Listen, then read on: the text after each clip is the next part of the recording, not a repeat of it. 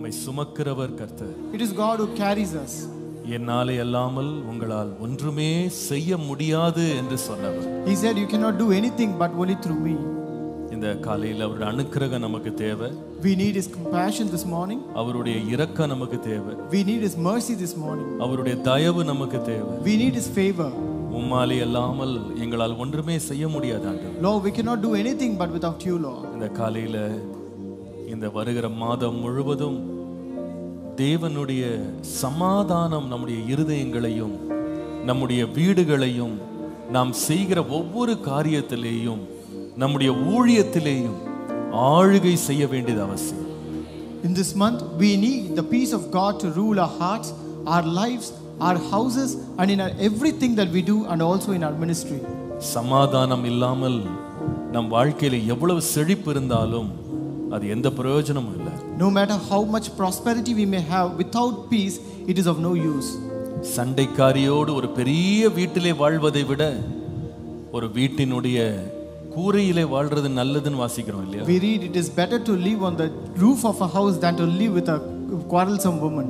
In a big house, பெரிய வீடு இருந்து என்ன பிரயோஜனம்? What is the use of having a big house? பெரிய ஊழியம் இருந்து என்ன பிரயோஜனம்? What is the use of having a big ministry? சமாதானம் இல்லாம எந்த இடமுமே ஆசீர்வாதமான இடமாய் மாறாது. Without peace no place can become a blessed place. எல்லா ஆசீர்வாதத்தை விட பெரிய ஆசீர்வாதம் சமாதானம். Above all the blessings, peace is a very great blessing. உன் வீட்டை விசாரிக்கும் போது அது சமாதானத்தோடு இருக்க காண்பாய். When your house is inquired, let it be seen with peace. ஆண்டவரே, என்னுடைய வீடு, என்னுடைய அலங்கம் சமாதானத்தினால் நிரம்ப இருக்கட்டும். Lord, let my house, let my home be filled with your peace, Lord. என் ஜனங்கள் சமாதான தாபரங்களிலும் நிலையான வாசஸ்தலங்களிலும் அமைதியாய் தங்கும் இடங்களிலும் குடியிருக்கும் என்று வாசிக்கிறோம். We read, my people shall dwell in a peaceful habitation in quiet places. ஆண்டவரே, எங்க வாழ்க்கையில இந்த மாதம் முழுவதும் சமாதானத்தோடு இந்த மாதத்தை கடந்து செல்ல எங்களுக்கு கிருபை தாங்கப்பா. Lord, give us grace, Lord, that we may lead this entire month with peace, Lord. எங்க வீட்ல இந்த சமாதானம் இருக்கட்டும். Lord, we need that peace in our house. எங்க உள்ளத்துல இந்த சமாதானம் இருக்கட்டும். Lord, we need that peace in our hearts. ஆண்டவரே, எங்க ஊழியத்தின் மேல இந்த சமாதானம் இருக்கட்டும். Lord, this peace should be upon our ministry, Lord. ஒவ்வொரு ஐக்கியத்திலேயும் ஒவ்வொரு கூடி வரவிலேயும் உம்முடைய சமாதானம் வெளிப்படட்டும் ஆண்டவரே. Lord, let your peace be manifested in every fellowships and in every meetings that we come to, Lord. எல்லா சண்டைகளை எழுப்புகிற பொல்லாத ஆவிகள், all the evil spirits that brings quarrels, எல்லா விதமான வாக்குவாதங்களை எழுப்புகிற துர்குணங்கள், all the wicked characters that brings out of wicked things, சமாதானத்தை குலைக்கிற எல்லா துர்ச்செய்கைகளை தேவன் அதம் பண்ணி சமாதானத்தினால் நம்முடைய எல்லைகளை தேவன் நிரப்புவாராக. May the Lord destroy all the works that spoils our peace and fill with peace. எல்லாரும் அப்படியே கரங்களை உயர்த்தி ஜெபம் பண்ணுவோமா? Let us all raise up our hands and pray. உள்ளத்தின் ஆழத்திலிருந்து ஜெபிங்க. Pray from your bottom of your heart. ஓரா பந்தல ரஷந்தல ரிபதல பகபல ரசந்தல ரியா. ஆண்டவரே, ஆண்டவரே, இந்த மாதம் முழுவதும் உம்முடைய சமாதானம் ஆளுகை செய்யட்டும் ஆண்டவரே. Lord, let your peace rule over our life this month, Lord. ஒவ்வொரு பகுதியிலே ஆளுகை செய்யட்டும். Let it rule in every phase of our life. புத்தி கெட்டாத தேவ சமாதானங்கள் உள்ளத்தை ஆளுகை செய்யட்டும். Lord, the peace that surpasses all understanding may rule over us, Lord. ஆண்டவரே, உம்முடைய சமாதானம் எங்க வீட்டில இருக்கட்டும். Lord, let your peace be in our houses, Lord. உம்முடைய சமாதானம் எங்க வேலையில இருக்கட்டும். Lord, let your peace be in our workplaces, Lord. உம்முடைய சமாதானம் எங்க பிள்ளைகளோடு இருக்கட்டும். Let your peace be with our children, Lord. ஆண்டவரே, உம்முடைய சமாதானம் எங்க ஊழியத்தில் இருக்கட்டும். Lord, let your peace be in our ministry, Lord. உம்முடைய சமாதானம் எங்க தேசத்தில் இருக்கட்டும். Let your peace be on our nation, Lord. இயேசுவே, அந்த சமாதானத்தின் கட்டுகளால் எங்களை கட்டுவீராக. May the Lord bind us with the binds of Lord's peace, Lord. Hallelujah. Hallelujah. Hallelujah. கர்த்தர் அப்படியே நம்முடைய எல்லைகள் எங்கும் சமாதானத்தை கட்டளையிடுகிறபடியால் கர்த்தரை ஸ்தோத்திரம் பண்ணுவோம். Let us praise the Lord, going to command peace among all our territories. Hallelujah. Hallelujah. இரண்டாவது, இந்த மாதம் முழுவதும் கர்த்தர் நம்ம எல்லாருக்கும் நல்ல சுகத்தை கொடுக்க வேண்டும் என்று ஜெபிக்கணும். And second, we are going to pray that the Lord should give good health to all of us this month. கர்த்தர் தமது ஜனத்திற்கு பலன் கொடுப்பார். The Lord shall give strength to his people. இன்றைக்கு காலையில இந்த மாதம் முழுவதும் ஆண்டவரே எங்கள் எல்லாரையும் நல்ல சுகத்தோடும் ஆரோக்கியத்தோடும் உம்முடைய நாமத்தை நாங்கள் மகிமைப்படுத்த கிருபை தாரும் என்று நாம் ஜெபிக்க வேண்டும். This morning we should pray, Lord, give us good health and strength that we may glorify your name this month, Lord. பலவீனங்களை எல்லாம் கர்த்தர் விலக்கணும். The Lord should remove all our weaknesses. பலவீனனும் தன்னை பலவான் என்று சொல்லுவானாக. Let the weak say that he is strong. அவருடைய தழும்புகளாலே நாம் குணமாகிறோம் என்று வாசிக்கிறோம். We read that we are healed by his stripes. இந்த காலையில ஆண்டவரே இந்த மாதம் முழுவதும் உம்முடைய ஆரோக்கியத்தின் சிறகுகளால் எங்களை மூடுங்க ஆண்டவரேன்னு கேட்போம். Let us ask, Lord, cover us with your wings of your health this morning, Lord. Hallelujah. Hallelujah. விசேஷமாய் நம்முடைய சபையில குட் சமாரிட்டன் மினிஸ்ட்ரி மூலமாக கவனிக்கப்படுகிற அல்லது விசாரிக்கப்படுகிற ஜெபிக்கப்படுகிற அநேக வியாதியஸ்தர்கள் நம்ம சபையில் இருக்கிறாங்க. Especially we have many people who are ill and weak who have been taken care of through Good Samaritan ministry. இவர்கள் எல்லாருக்காகவும் அனுதினமும் நாம் நம்முடைய ஜெபங்களிலே ஜெபித்துக் கொண்டிருக்கிறோம். And we are also praying every day for them in our prayers. இந்த மாதத்தின் முதலாவது நாளும் பலவீனப்பட்டவர்கள் எல்லாரையும் தேவ சமூகத்தில் அர்ப்பணித்து கர்த்தர் அவர்களுக்கு நல்ல சுகத்தை கொடுக்க வேண்டும் என்று நாம் ஜெபம் பண்ணுவோம். On this very first day of the month, let us submit each and everyone who are weak in the presence of the Lord and pray that the Lord may give a healing. சபையாக எல்லாரும் ஒருமனப்பட்டு நாம தேவனை நோக்கி தேவனுடைய சுகம் நம்முடைய பிள்ளைகள் மேல் இருக்கும்படி நாம் எல்லாரும் ஜெபம் பண்ணலாம். As a church, let us all pray in unison that the healing of the Lord may come upon his children. எல்லாரும் கரங்களை உயர்த்தி ஜெபம் பண்ணுவோமா? Raise your hands and pray. ஓரா லந்தலா ரிபதலா பக்கபலரா சந்தலா ரிபதலா பக்கபலரா ஷந்தலரியா. ஆண்டவரே உம்முடைய சுகம் சுகம் சுகம் உண்டாகட்டும். உம்முடைய சுகம் உண்டாகட்டும். Let your healing. உம்முடைய சுகம் உண்டாகட்டும். உம்முடைய சுகம் உண்டாகட்டும். உம்முடைய சுகம் உண்டாகட்டும். ஆண்டவரே உம்முடைய சுகம் உண்டாகட்டும். உம்முடைய கிருபை உண்டாகட்டும். உம்முடைய தயவு உண்டாகட்டும். இயேசுவின் நாமத்தினாலே உம்முடைய சுகமாக்கும் வல்லமையை தேவன் கட்டளையிடுவீராக. May the Lord command எல்லார் மேலும் சுகம் இருக்கட்டும். let the healing be upon பலவீனங்கள் எல்லாவற்றையும் தேவன் அகற்றி போடுவீராக. May the Lord remove all the weaknesses, Lord. பலவீனன் தன்னை பலவான் என்று சொல்லுவானாக. Let the weak say that he is strong, Lord. படுக்கையில் இருக்கிற அவனை கர்த்தர் தாங்கினார் என்று வாசிக்கிறோமே. We read the Lord saw the one who is on his bed. Oh hallelujah. Hallelujah. மரண கட்டுகளை அவிழ்க்கிற கர்த்தர். The Lord who removes all the bounds. ஆண்டவரே இந்த காலை வேளையிலே ஒரு பெரிய சுகமாக்கும் வல்லமை சபையின் மேல் வெளிப்படும்படி நான் ஜெபிக்கிறேன். Lord, we pray that the power of healing may be manifested upon this church this morning. நன்றி அப்பா, நன்றி அப்பா, நன்றி அப்பா, நன்றி அப்பா, நன்றி அப்பா. Thank you, Lord. Thank you, Jesus. வியாதிப்பட்டிருக்கிறவர்களை தேவன் உம்முடைய வார்த்தையை அனுப்பி நீர் சுகமாக்குகிறபடியால் உமக்கு ஸ்தோத்திரம். Lord, we thank you that you're going to send your word and heal all the weak, Lord. நன்றி செலுத்துகிறோம். Thank you, Jesus. கர்த்தர் அப்படியே செய்து உம்முடைய நாமத்தை மகிமைப்படுத்தும். May the Lord do so and glorify your name. கர்த்தர் அப்படியே செய்கிறபடியால் கரங்களை தட்டி தேவனை மகிமைப்படுத்துவோம். ஹalleluya. இந்த காலவெளியிலே நாம் தேவன் தம்முடைய ஜனங்களுடைய குறைவுகளை நிறைவாக்க வேண்டும் என்று நாம் ஜெபம் பண்ணுவோம். This morning we're going to pray that the Lord should fulfill all the needs and wants of his people. உன் வீட்டை விசாரிக்கும் போது அது குறைவை நீ காண மாட்டாய் என்று வாசிக்கிறோம். When your house is visited, you shall find nothing lacking in your house. நம்முடைய தேவன் நம்முடைய குறைவுகளை எல்லாம் நிறைவாக்குகிறவர். Our God is a God who fulfills all our needs. எல்லா குறைகளையும் அவர் சந்திக்க வல்லவர். He is able to meet all our needs and lackings. சிங்கக்குட்டிகள் தாழ்ச்சி அடைந்து பட்டினியாய் இருக்கும், கர்த்தரை தேடுகிறவர்களுக்கோ ஒரு நன்மையும் குறைவுபடாது. The young lions may starve and hunger, but those who seek the Lord shall lack anything. கர்த்தர் என் மேய்ப்பராய் இருக்கிறார், நான் தாழ்ச்சி அடையேன். The Lord is my shepherd and I shall not want. என் பாத்திரம் நிரம்பி வழிகிறது என்று பாருங்கள். My cup runs over.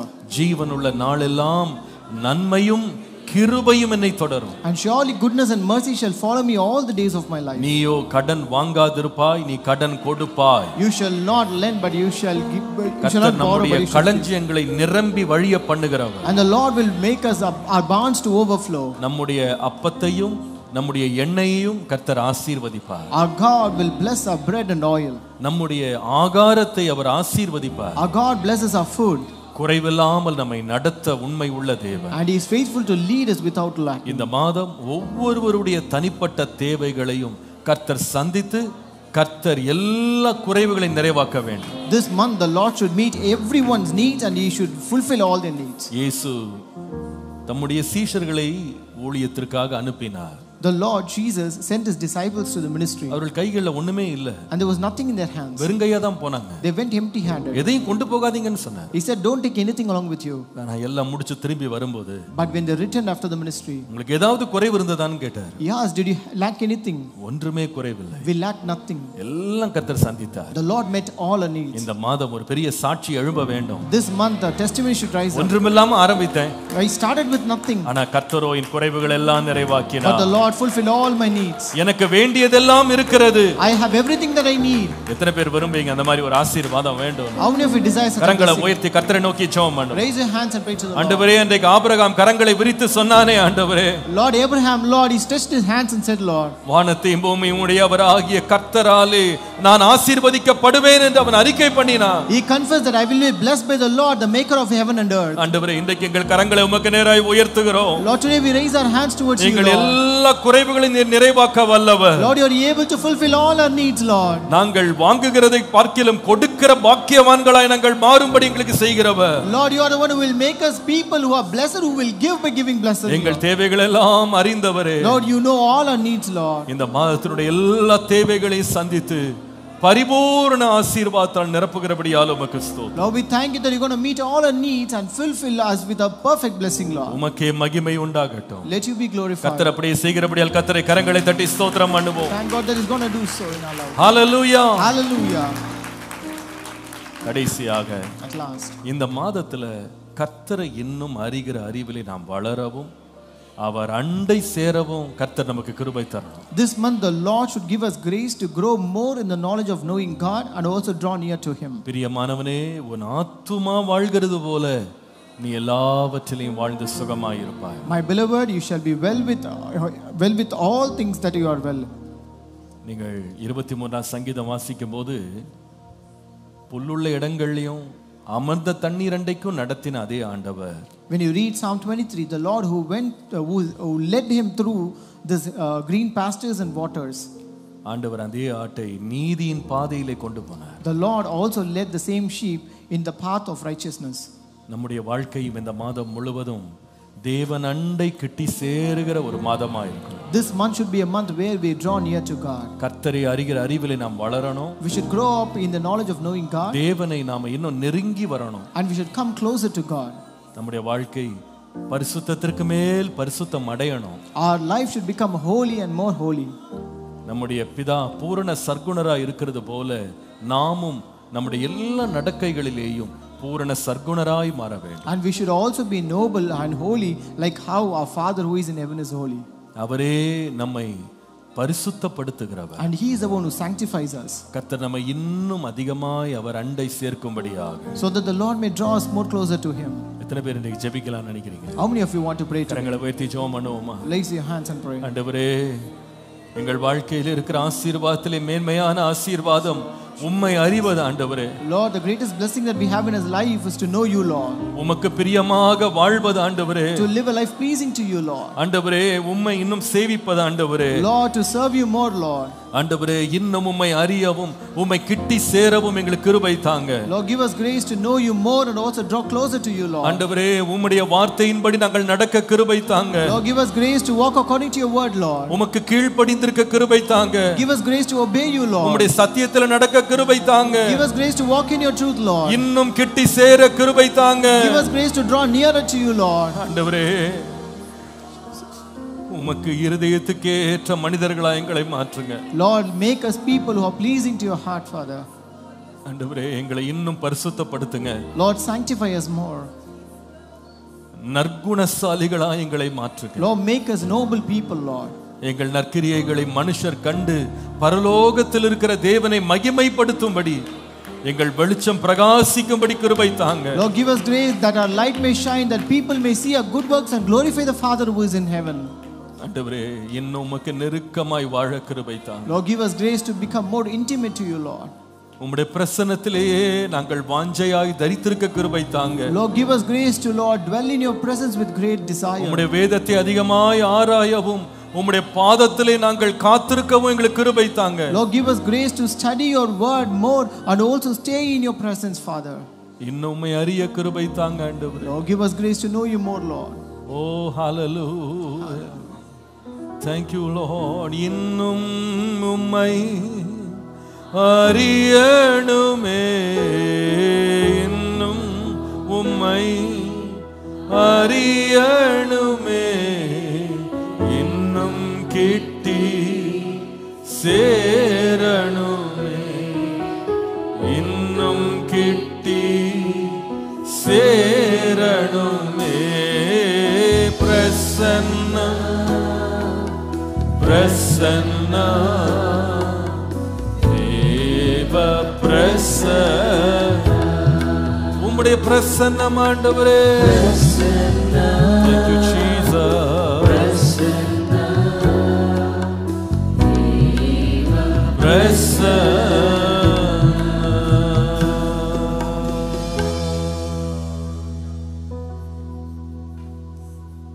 உட்காருவோம்.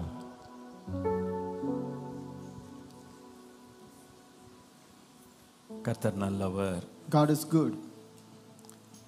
கர்த்தர் நமக்கு ஒரு புதிய மாதத்தை தந்து இன்றைக்கு அவரை ஆராதித்து அவருடைய பிரசன்னத்தை அனுபவிக்க தேவன் நமக்கு தந்த இந்த தயவுக்காக கர்த்தரை நான் நன்றியோடு ஸ்தோத்திரிக்கிறேன். I thank God for the favor that the Lord has rendered to see a new month and to also experience the greatness of presence today. இங்கேயும் ஆன்லைன்லேயும் தேவனுடைய சமூகத்தை நாடி வந்திருக்கிற ஒவ்வொருவரையும் அன்போடு இயேசுவின் நாமத்தில் வரவேற்கிறேன். I also welcome everyone who are here and also watching us through online who have come seeking the presence of the Lord this morning. இந்த மாதத்திற்காக தேவ சமூகத்திலே காத்திருந்த போது கர்த்தரின் இருதயத்திலே கொடுத்த வசனம் யோவான் எழுதின சுவிசேஷம் 8ஆம் அதிகாரம் 36ஆம் வசனம். As I was waiting in the presence of the Lord for this month's promise, the word that the Lord gave in my heart is from the Gospel according to John, chapter 8 and verse 36. யோவான் 8:36. John 8:36. ஆகையால் குமாரன் உங்களை விடுதலையாக்கினால் மெய்யாகவே விடுதலையாவீர்கள். Therefore, if the Son makes you free, you shall be free indeed. மெய்யாகவே விடுதலை ஆவீர்கள். You shall be free indeed. நம்முடைய தேவன் விடுதலையாக்குகிறவர். Our God is a God who frees us. Hallelujah. Hallelujah. இந்த மாதத்துல விசுவாசிங்க, கர்த்தர் எங்களை விடுதலையாக்குவா. This month you believe the Lord will deliver us. Hallelujah. Hallelujah. நம்முடைய இரட்சகராகிய இயேசு கிறிஸ்து இந்த பூமியிலே வந்தபோது கர்த்தருடைய பரிசுத்த ஆவியானவர் அவர் மேல் இருந்தார். When our Lord Savior Jesus Christ came into this world, the Holy Spirit was upon him. லூக்கா 4ஆம் அதிகாரம் 16 முதல் 21 வசனங்களை வாசிக்கும் போது, When you read Luke chapter 4 verse 16 to 21, அங்கே நாம் வாசிக்கிறோம், தாம் வளர்ந்த ஊராகிய நாசரேத்துக்கு அவர் வந்து தம்முடைய வழக்கத்தின்படியே ஓய்வு நாளில் ஜெப ஆலயத்திலே பிரவேசித்து வாசிக்க எழுந்து இயேசு நின்றார். So he came to Nazareth where he had been brought up, and as his custom was, he went into the synagogue on the Sabbath day and stood up to read. அப்பொழுது ஏசாயா தீர்க்கதரிசன புஸ்தகம் அவருக்கு வாசிக்கும்படி கொடுக்கப்பட்டது. And he was handed the book of the prophet Isaiah to read. அந்த புஸ்தகத்தை அவர் விரித்தபோது, And when he had opened the book, அங்கே கண்ட வேத வசனம் என்ன? what was the passage that he found there? 18ஆம் வசனத்திலிருந்து பார்க்கிறோம். You can read from verse 18 onwards. கர்த்தருடைய ஆவியானவர் என் மேல் இருக்கிறார். The Spirit of the Lord is upon me. தரித்திரருக்கு சுவிசேஷத்தை பிரசங்கம் பண்ணும்படி என்னை அபிஷேகம் பண்ணினார். Because he has anointed me to preach the gospel to the poor. அவர் சொல்லுகிறார், இருதயம் நறுங்குண்டவர்களை குணமாக்கவும், சிறைப்பட்டவர்களுக்கு விடுதலையையும், குருடருக்கு பார்வையை பிரசித்தப்படுத்தவும், நொறுங்குண்டவர்களை விடுதலையாக்கவும், கர்த்தருடைய அனுக்கிரக வருஷத்தை பிரசித்தப்படுத்தவும் என்னை அனுப்பி இருக்கிறார் என்ற எழுதியிருக்கிற இடத்தை அவர் வாசித்து அதை கண்டு புஸ்தகத்தை சுருட்டி பணிவிடைக்காரனிடத்தில் கொடுத்து உட்கார்ந்தார். And he has sent me to heal the brokenhearted, to proclaim liberty to the captives and recovery of sight to the blind, to set at liberty those who are oppressed, to proclaim the acceptable year of the Lord. Then he closed the book and gave it back to the attendant and sat down. எல்லாருடைய கண்களும் அவர் மேல் நோக்கமாயிருந்தது. And all the eyes of all who were there in the synagogue were fixed on him. 21ஆம் வசனம். Verse 21. அப்பொழுது அவர் அவர்களோடே பேசத் தொடங்கி, உங்கள் காதுகள் கேட்க இந்த வேத வாக்கியம் இன்றைய தினம் நிறைவேறிற்று என்றார். And he began to say to them, today the scripture is fulfilled in your hearing. இன்றைக்கு இந்த வேத வாக்கியம் நிறைவேறிற்று. Today this scripture is fulfilled. என்ன வேத வாக்கியம் நிறைவேறிற்று? What scripture is fulfilled? வேதம் சொல்லுகிறது, கர்த்தருடைய ஆவியானவர் இயேசுவின் மேல் இருந்ததனால, the Bible says, since the spirit of the Lord was upon Jesus, அங்கே நடக்கிற அநேக காரியங்கள்ல ஒரு முக்கியமான காரியம், சிறைப்பட்டவர்களுக்கு விடுதலை, நொறுங்குண்டவர்களுக்கு விடுதலை. One important thing among many things that happened there was to proclaim liberty to the captives, to set at liberty those who are oppressed. நம்முடைய இரட்சகராகிய இயேசு கிறிஸ்து இந்த உலகத்திற்கு அனுப்பப்பட்ட அவர் வந்த நோக்கங்களில் மிக முக்கியமான நோக்கம் விடுதலை கொடுக்கும்படி. One of the most important purpose, the reason why Jesus Christ came into this world is to give liberty and freedom. குமாரன் உங்களை விடுதலையாக்கினால் மெய்யாகவே நீங்கள் விடுதலையாவீர்கள். If the Son makes you free, you shall be free indeed. நம்முடைய தேவன் விடுதலை தருகிறவர். Our God gives us deliverance. எத்தனை பேர் இதை விசுவாசிக்கிறீங்க? How many of you believe this? நம்முடைய ஆண்டவர் விடுவிக்கிறவர். Our God is a God who delivers us. இந்த மாதம் விசுவாசிங்க, கர்த்தர் என்னுடைய சிறையிருப்பை மாற்றி கர்த்தர் என்னை விடுதலையாக்க வல்லவராயிருக்கிறார். This month you believe the Lord is able to change my captive and set me free. கர்த்தர் மெய்யாகவே என்னை விடுதலையாக்குவார். And the Lord shall make me free indeed. Hallelujah. Hallelujah. ஆனால் பிசாசுனுடைய வேலையை பாருங்க. But see the work of the Satan. நீங்கள் நியாயாதிபதிகளின் புஸ்தகம் 16ஆம் அதிகாரம் 4 முதல் 5 வசனங்களை வாசித்தால், when you read the book of Judges chapter 16 verses 4 and 5, வேதம் சொல்லுகிறது, சோரேக் ஆற்றங்கரையில் இருந்த தெலீலாள் என்னும் பேருள்ள ஒரு ஸ்திரீயோடு இந்த Samson சிநேகமாயிருந்தான். Afterward it happened that this Samson loved a woman in the valley of Sorek whose name was Delilah. வேதம் சொல்லுகிறது, அவளிடத்திற்கு பெலிஸ்தியரின் அதிபதிகள் போய், நீ அவனை நயம் பண்ணி அவனுடைய மகாபலம் எதனால் உண்டாயிருக்கிறது என்றும், நாங்கள் அவனை கட்டி சிறுமைப்படுத்துகிறதற்கு எதினாலே அவனை மேற்கொள்ளலாம் என்றும் அறிந்து கொள். And the lords of the Philistines came up to her and said to her, entice him and find out where his great strength lies, and by what means we may overpower him, that we may bind him to afflict him, and every one of will give you 11,000 pounds. அவனை நயம் பண்ணு. You entice him. எதுக்கு நயம் பண்ணணுமா? You have to entice him for what? விடுதலையா சுற்றி வர்ற ஒருவனை கட்டணும். To bind a person who is delivered. அவனை எப்படி ஆகில சிறை பிடிக்கணும். To captivate him somehow. அதற்கு அவங்க சொல்லுகிறாங்க, இப்படி சிறைப்படுத்துறதுக்கு அவனுடைய பலம் எங்க இருக்குன்னு கண்டுபிடிச்சு எங்களுக்கு சொன்னா, நாங்கள் ஒவ்வொரு ஆளும் 1100 வெள்ளிக்காசை உனக்கு பரிசாய் கொடுப்போம். If you find out where his strength lies so that we may bind him, then each one of us will give you 1100 pieces of silver. பொதுவாக கட்டப்பட்டவர்களை விடுதலையாக்குறதுக்கு காசு கேட்பாங்க. Generally people ask money to set a person who is bound to free. நாங்க பெயிலுக்கு நாங்க காசு கொடுக்கிறோம், எங்க ஆளை வெளியே கொண்டு வர்றதுக்கு நாங்க காசு செலவு பண்ண ரெடியா இருக்கோம்னு சொல்லுவாங்க. They say we are ready to spend money for getting a bail for our person to set him free.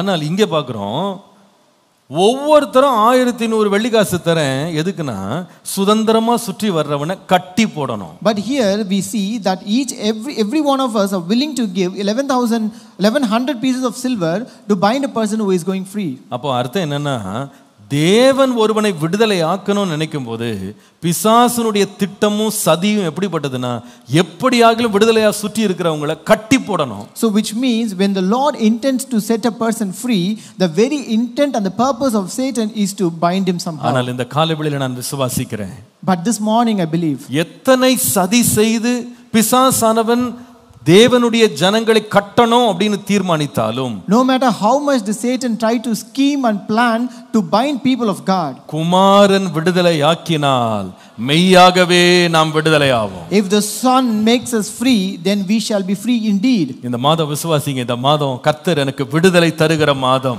This month you have to believe the Lord will set me free this month. கட்டப்பட்டவர்களை விடுதலை ஆக்குகிற மாதம். This is a month where the Lord will set free those who are bound. சிறை பிடிக்கப்பட்டவர்களுக்கு விடுதலை அறிவிக்கிற மாதம். This is a month where you proclaim a liberty to the captives. கர்த்தர் என்னை விடுதலை ஆக்குவார். The Lord will set me free. Hallelujah. Hallelujah. ஓங்கிய புயத்தினாலும் பலத்த கரத்தினாலும் தேவன் விடுவிக்க வல்லவர். The Lord is able to deliver us by his strong arm and outstretched hand. அவர் தம்முடைய வார்த்தையை அனுப்பி விடுவிக்க வல்லவர். He is able to send his word and deliver us. தம்முடைய தூதனை அனுப்பி விடுவிக்க வல்லவர். He is able to send his angel and deliver us. இந்த மாதம் தேவன் நம்மை விடுதலை அனுபவிக்க தேவன் உதவி செய்கிற மாதம். This month is a month where the Lord will enable us to experience his deliverance. Hallelujah. Hallelujah. விடுதலை நாயகன் வெற்றியை தருகிறார். Our God who delivers us gives us victory. அவர் எனக்குள்ளே இருக்கிறார் என்று ஒரு பாடல் உண்டு. And he is in me. We have a song. ஒரு முறை பாடலாமா? விடுதலை நாயகன் வெற்றியை தருகிறார். Hallelujah. Thank you Jesus. Thank you Lord. Thank you Lord. விடுதலை நாயகன் வெற்றியை தருகிறார். எனக்குள்ளே இருக்கிறார். என்ன ஆனந்தம். பாடுவோம் சேர்ந்து எல்லாரும். விடுதலை நாயகன் வெற்றியை தருகிறார். எனக்குள்ளே இருக்கிறார். நான் பாடி பாடி மகிழ்வே, தினம் ஆடி ஆடி துதிப்பே.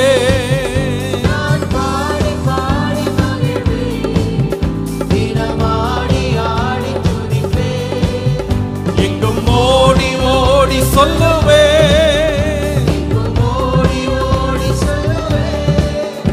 என் இயேசு ஜீவிக்கிறார். என் இயேசு ஜீவிக்கிறார். விடுதலை நாயகன் வெற்றியை தருகிறார். எனக்குள்ளே இருக்கிறார்.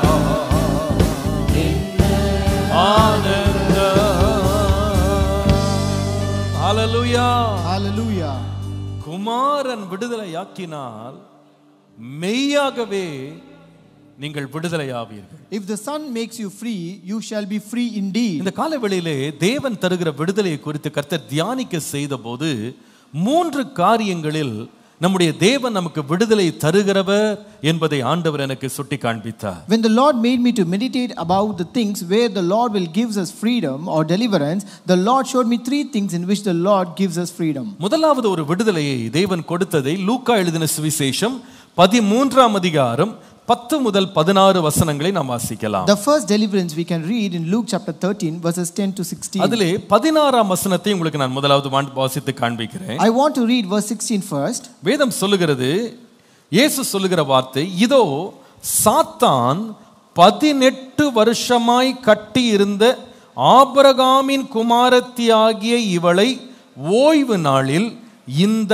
கட்டிலிருந்து அவிழ்த்து விட வேண்டியது இல்லையா என்றார். Jesus said, so ought not this woman, being a daughter of Abraham, whom Satan has bound, think of it, for 18 years, be loosed from this bond on the Sabbath. முதலாவது ஒரு கட்டு இருக்கிறது. The first binding. அது என்ன கட்டு தெரியுமா? What is that binding? இந்த கட்டை குறித்து நீங்கள் 10ஆம் வசனத்திலே வாசிப்பீர்களானால், you can read about this in verse 10. வேதம் சொல்லுகிறது, 18 வருஷமாய் 11ஆம் வசனம் கவனித்துக் கொள்ளுங்கள். 18 வருஷமாய் பலவீனப்படுத்தும் ஆவியை கொண்ட ஒரு ஸ்திரீ அங்கே இருந்தாள். அவள் எவ்வளவும் நிமிரக்கூடாத கூனியாக இருந்தாள். Verse 11 says, there was a woman who had a spirit of infirmity 18 years and was bent over and could in no way raise herself up. 18 வருஷம் அவள் கட்டப்பட்டிருந்தாள். She was bound for 18 years. யார் இந்த பெண்? Who was this woman? ஆபிரகாமின் குமாரத்தி. She was a daughter of Abraham. வாக்குத்தத்தங்களை பெற்றவள். She is the one who received the promise. தேவனோடு உடன்படிக்கை செய்த சந்ததியில் வந்தவள். She came in the descendant of the one who made a covenant with the Lord. தேவனுடைய ஆசீர்வாதங்களை சந்ததியாக அனுபவிக்க வேண்டியவள். She is the one who ought to experience the blessings of the Lord generation by generation. ஆபிரகாமின் குமாரத்தியாய் இருந்த இந்த பெண்ணை 18 வருஷம் சாத்தான் கட்டி வைத்திருந்தான். This woman who is a daughter of Abraham, she was being bound by the Satan for 18 years. என்ன கட்டு இது? What kind of bound is this? 11ஆம் வசனத்துல வாசிக்கிறோம். Verse 11 says, பலவீனப்படுத்தும் ஆவி. it is the spirit of infirmity. முதலாவது கர்த்தருடைய ஜனங்களை பிசாசானவன் கட்டுவதற்கு பயன்படுத்துகிற ஒரு கட்டு பலவீனத்தின் கட்டு. The first thing Satan used to bind the children of God is by the spirit of infirmity. பலவீனத்தின் கட்டு.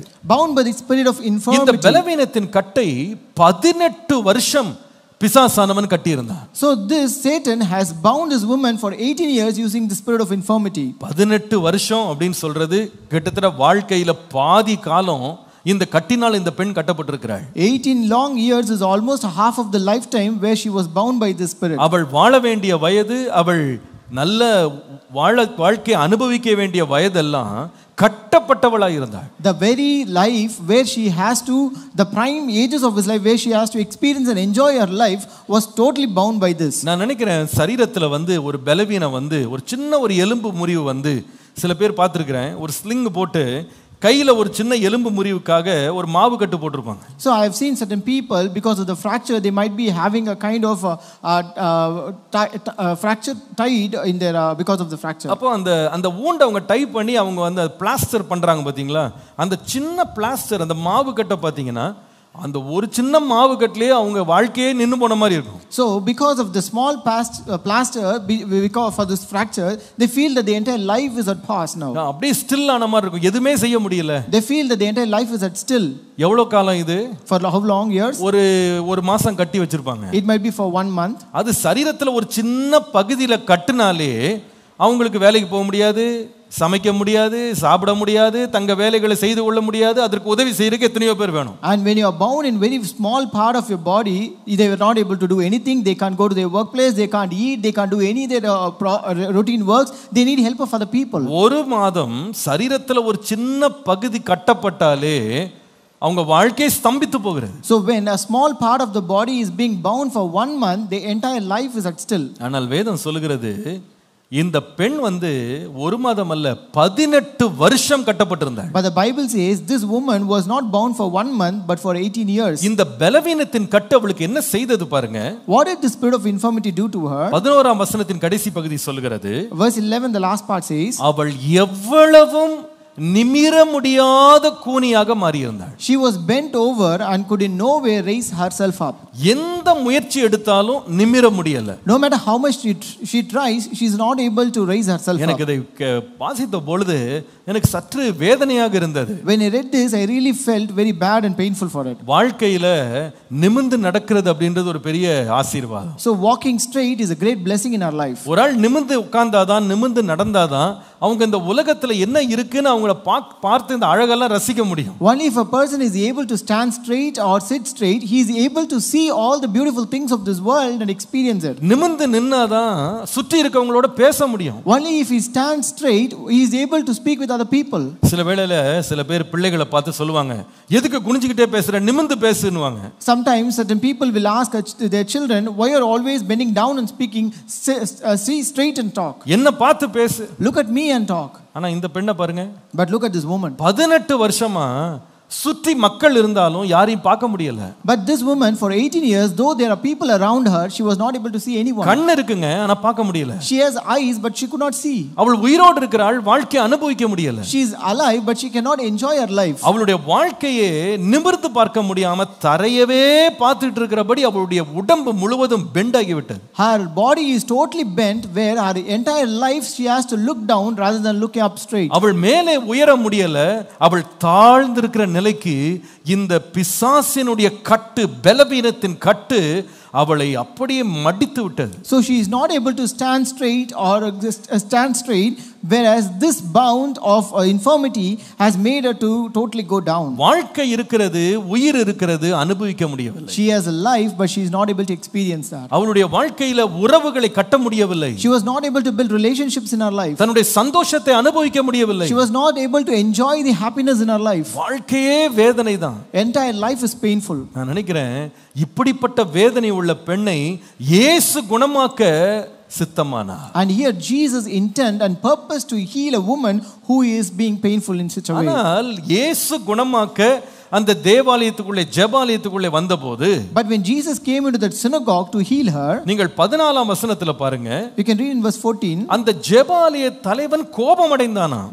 The ruler of the synagogue answered with indignation. அவன் என்ன சொல்லுகிறான் பாருங்க. What did he say? வேலை செய்கிறதற்கு 6 நாள் உண்டே, அந்த நாட்களிலே நீங்கள் வந்து சொஸ்தமாக்கி கொள்ளுங்கள், ஓய்வு நாளில் அப்படி செய்வது சரியில்லை என்று சொல்லுகிறார். There are 6 days on which men ought to work, therefore come and be healed on them, or not on the Sabbath day. ஆனால் இயேசு இந்த பெண்ணுக்காக எழுந்து பேசினார். But Jesus stood up and spoke for her. அப்ப அர்த்தம் என்ன?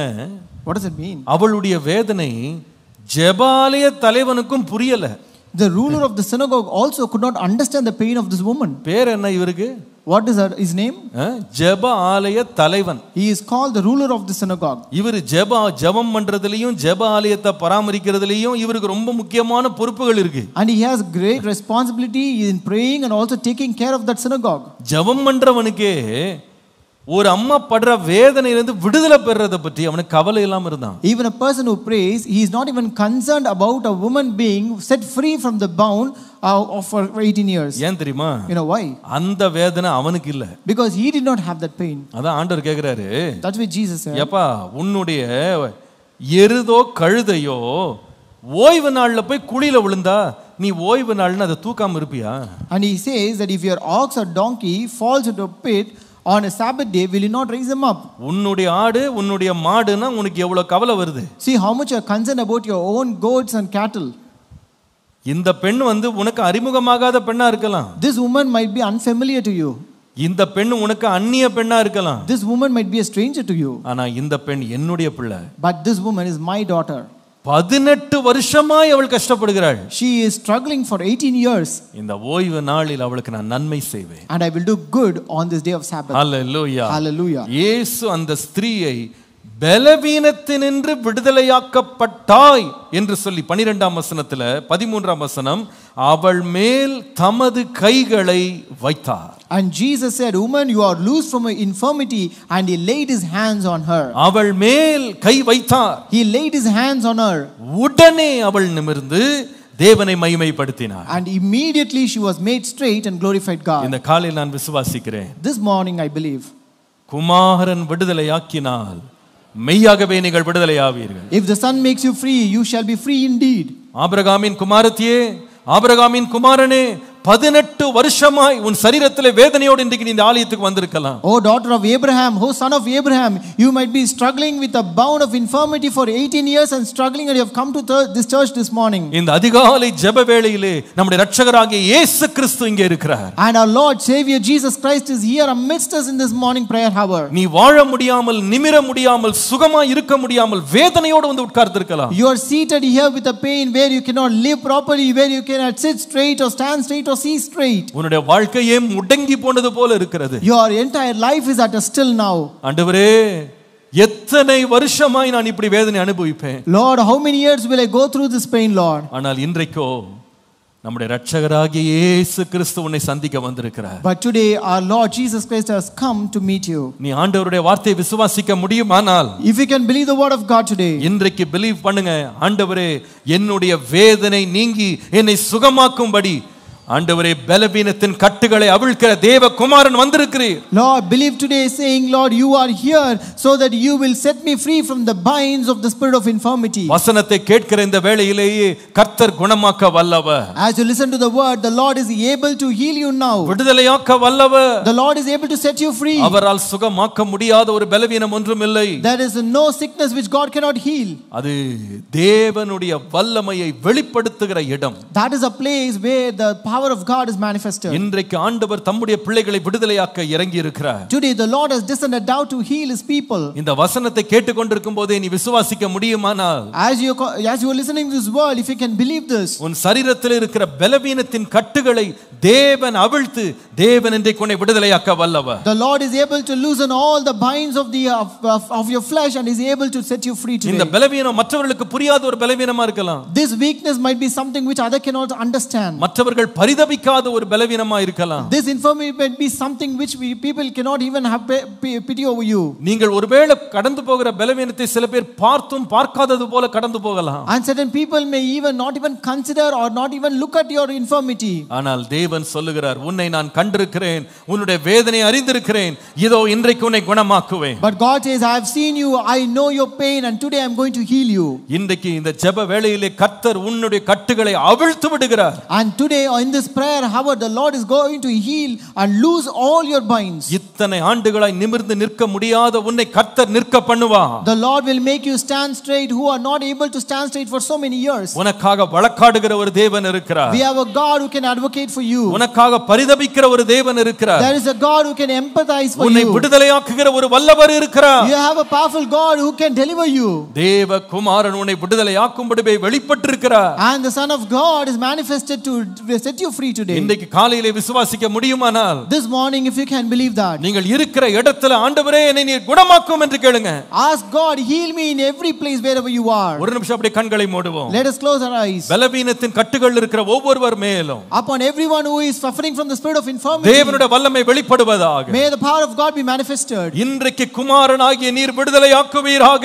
Lord, may the Lord, the Son of God, set them free, Lord. உம்முடைய வார்த்தை அனுப்பி விடுதலையாக்குகிற தேவனுடைய வல்லமை இப்பொழுது புறப்பட்டு வருவதாக. May the power of God who sends his word and heals, may Lord descend ஆண்டவரே, down. இங்கேயோ எங்கேயோ எங்க இருந்து இந்த வார்த்தையை கேட்டுக்கொண்டிருந்தாலும், No matter whether they might be here or anywhere listening to this word, Lord, இப்பொழுது உம்முடைய சுகமாக்கும் வல்லமை வெளிப்படட்டும். may the Lord power of healing be உம்முடைய manifested. சுகமாக்கும் வல்லமை வெளிப்படட்டும். May the power of healing be manifested, உம்முடைய Lord. சுகமாக்கும் வல்லமை வெளிப்படட்டும். May your power of healing be manifested, Lord. பலவீனப்படுத்தும் ஆவியினால் கட்டப்பட்டிருக்கிற ஒவ்வொருவரும் விடுதலையாக்கப்படுவார்களாக. May everyone who are bound by the spirit of infirmity be set free, Lord. விடுதலையாக்கப்படுவார்களாக. May they be set free, Lord. விடுதலையாக்கப்படுவார்களாக. May they be set free, Lord. விடுதலையாக்கப்படுவார்களாக. May they be set free, நிமிர்ந்து Lord. நிற்பார்களாக. Let them stand straight, நிமிர்ந்து Lord. நிற்பார்களாக. Let them be made நிமிர்ந்து straight. நிற்பார்களாக. Let them be made straight. Oh, hallelujah. சுகம் தரும் தேவன் நீரே, நீரே எந்தன் பரிகாரி. வார்த்தையினா குணமாக்குகின்றீ, நீரே எந்தன் பரிகாரி. வார்த்தையினா குணமாக்குகின்றீ, நீரே எந்தன் பரிகாரி. விசுவாசிக்கிறீங்களா? கரங்களை உயர்த்தி, சுகம் தரும் தேவன் நீரே, நீரே எந்தன் பரிகாரி. வார்த்தையினா குணமாக்குகின்றீ, நீரே எந்தன் பரிகாரி. வார்த்தையினா குணமாக்குகின்றீ, நீரே பரிகாரி.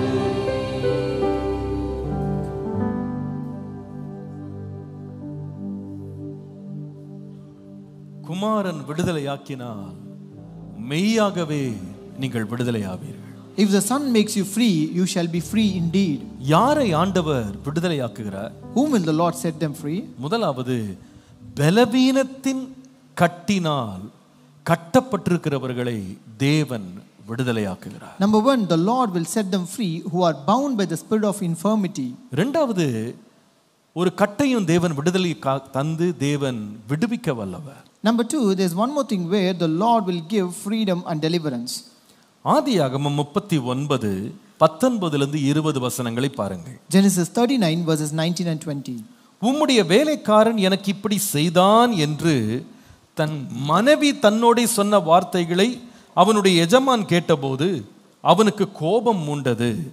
So it was when his master heard the words which his wife spoke to him, saying, "Your servant did to me after this manner," that his anger was aroused. யோசேப்பின் எஜமான் அவனை பிடித்து ராஜாவின் கட்டளையால் காவலில் வைக்கப்பட்டவர்கள் இருக்கும் சிறைச்சாலையிலே அவனை ஒப்புவித்தான். Then Joseph's master took him and put him into the prison, a place where the king's prisoners were confined, and he was there in the prison. யோசேப்பின் எஜமான் அவனை பிடித்து ராஜாவின் கட்டளையால் காவலில் வைக்கப்பட்டவர்கள் இருக்கும் சிறைச்சாலையிலே அவனை ஒப்புவித்தான், அந்த சிறைச்சாலையில் அவன் இறந்தான். Then Joseph's master took him and put him into the prison, a place where the king's prisoners were confined, and he was there in the prison. இந்த சிறைச்சாலையிலே யோசேப்பு போடப்பட்ட போது அவனுடைய நிலை எப்படி இருந்தது? What was the state of Joseph when he was put in this prison? சங்கீதம் 105 சங்கீதம் 18 வசனத்தை நீங்கள் பார்க்கும் பொழுது Psalm 105 and verse 18 says, அவன் கால்களை விலங்கு போட்டு ஒடுக்கினார்கள், அவன் பிராணன் இரும்பில் அடைபட்டிருந்தது என்று வாசிக்கிறோம். We read, they hurt his feet with fetters, he was laid in irons. இந்த மகனை பற்றி நமக்கு எல்லாருக்கும் தெரியும். We know about this person. தன்னுடைய அப்பாவின் மடியிலே சுதந்திரமான பிள்ளையாக பலவர்ண அங்கியே தரித்து மகிழ்ந்திருந்த ஒருவன் இந்த யோசேப்பு. So this Joseph was a son who was a happy son in the bosom of his father, and he was living a freedom life. ஆனால் ஒரு நாள் அவனுடைய வாழ்க்கையில கட்டப்படுகிற நிலைகள் ஒன்றன் பின் ஒன்றாக வர ஆரம்பித்தது. But once upon a time there came stages where he was bound one after the other in his life. முதலாவது அவனுடைய சொந்த சகோதரர்களே அவன் கையையும் காலையும் கட்டி ஒரு கிணற்றுக்குள்ளே தூக்கி போட்டார்கள். First his own brothers, they bound his hands and feet and cast him into a well. பின்பு கட்டப்பட்டவனாக எகிப்திலே ஒரு அடிமையாக விற்கப்பட்ட நிலைமைக்கு அவன் செல்கிறான். And then he was taken to a stage where he was sold as a slave in a bound state.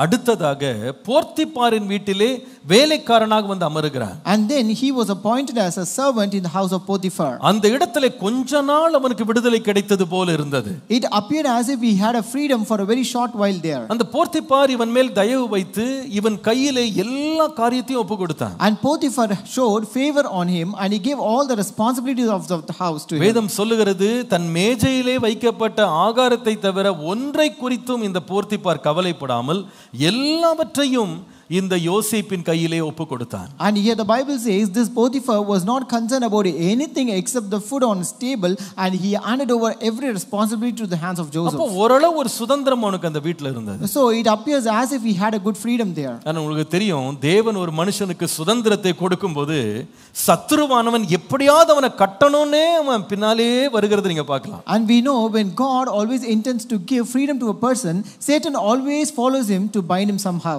இங்கே அவனை கற்றதுக்கு அவன் பயன்படுத்தின ஒருவர் யாருன்னா போர்த்திபாரினுடைய மனைவி. So here he used this Potiphar's wife to bind him. இந்த மனைவியை பார்ப்பீங்களானா தன்னுடைய இருதயத்திலிருந்த பொல்லாப்பை நிறைவேற்ற யோசேப்பு சம்மதிக்கவில்லை என்று சொன்னவுடனே அவன் மேல் ஒரு பொய் பழியை சுமத்தி தன்னுடைய கணவனிடத்திலே ஒரு வழக்கை அவள் எடுத்து வருகிறாள். So this woman, when this Joseph did not accept to fulfill the evil intention of this woman, she brought false accusation against Joseph and brought this punishment upon him. நீங்க பாத்தீங்கன்னா அந்த கணவன் இந்த சம்பவத்தை கேள்விப்பட்ட உடனே இந்த மனைவி சொல்றதை கேட்ட உடனே அப்படியே நம்பி மிகுந்த கோபம் அடைந்தான். So when this master or this husband heard the words of his wife, he believed her words and he was angry.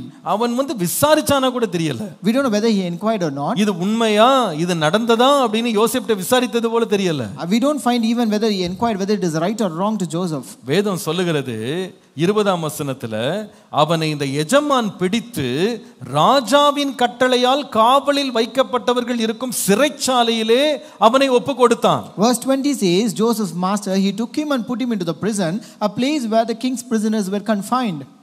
அவனை சிறைச்சாலையில போட்டு வைத்தான். And he cast him into the prison. இவன் சிறைச்சாலைக்கு போய் கட்டப்பட்டு கால்கள் எல்லாம் தொழுவத்திலே கட்டப்பட்டு இரும்பிலே அடைக்கப்பட்டு சங்கிலிகளால் கட்டப்படுவதற்கான காரணம் என்ன? What is the reason for him to be bound in his feet with fetters and laid in irons? இரண்டாவது நான் சொல்லுவேன், தன்னுடைய உண்மைக்காகவும் குற்றமற்ற வாழ்க்கைக்காகவும் கட்டப்பட்ட இந்த யோசேப்பு. I would tell you the second one, Joseph, who was bound for sincerity and innocence. தன்னுடைய வாழ்க்கையில குற்றமே செய்யாத வேளையிலே கட்டப்பட்டான். When he has not committed any mistake in his life, he was bound. அதனால தான் பாருங்க ஆதியாகமம் 40ஆம் அதிகாரம் 14 லிருந்து 15 அதை அவன் சொல்லுகிறான். That's why when you read Genesis 40 verses 14 and 15, he says, அந்த பார்வோனுடைய சமூகத்திலிருந்து வந்த மந்திரிகள் இடத்திலே அவன் அர்த்தத்தை சொன்ன பிறகு அவர்களுடைய சொப்பனங்களின் அர்த்தத்தை சொன்ன பிறகு அவன் சொல்லுகிறான், நீ வாழ்வடைந்திருக்கும் போது என்னை நினைத்து என் மேல் தயவு வைத்து என் காரியத்தை பார்வோனுக்கு அறிவித்து இந்த இடத்திலிருந்து என்னை விடுதலையாக்க வேண்டும்.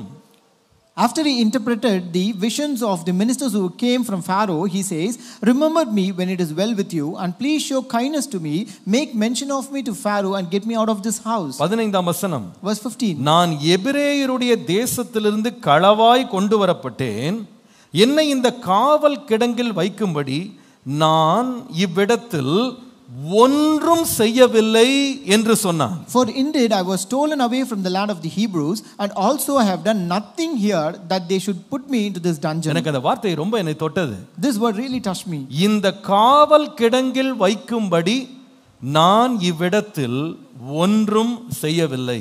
I have done nothing here that they put me into this dungeon. இன்னொரு விதத்தில் சொல்லணும்னா, In other words, இப்படி நான் கட்டப்பட்டிருக்கிறதற்கு நான் எந்த குற்றமுமே செய்யல. I have not committed any mistake or fault for me to be bound in this way. பொதுவா சிறைச்சாலைக்கு போறவங்க கட்டப்படுறவங்க குற்றம் செய்ததனால கட்டப்படுறாங்க. Generally people who are bound or imprisoned are bound and imprisoned for the faults they have committed. அவங்களை எது கட்டி வைக்கிறாங்க அப்படின்னா, இந்த குற்றத்தை அவங்க திரும்ப செஞ்சிடக்கூடாது, அவங்க வெளியே சுதந்திரமா போய் மறுபடியும் இந்த குற்றத்திற்கு யாரையாவது ஆளாக்கிடக்கூடாது அப்படின்னு அவங்களை கட்டி வைக்கிறாங்க. So they are bound there so that they will not repeat this crime again, and they will not intend other people to do this crime again. இங்கே யோசேப்பு சொல்லுகிறான், But here Joseph says, நான் சிறைச்சாலையில கட்டப்பட்டிருக்கிற காரணம் என்னன்னா, நான் செஞ்சதுனால இல்ல, செய்யாம போனோம் பாருங்க, அதுக்குனே என்ன கட்டி வச்சாங்க. The reason why I am bound in this prison is because not by the mistake that I committed, but because of a crime which I have not at all done.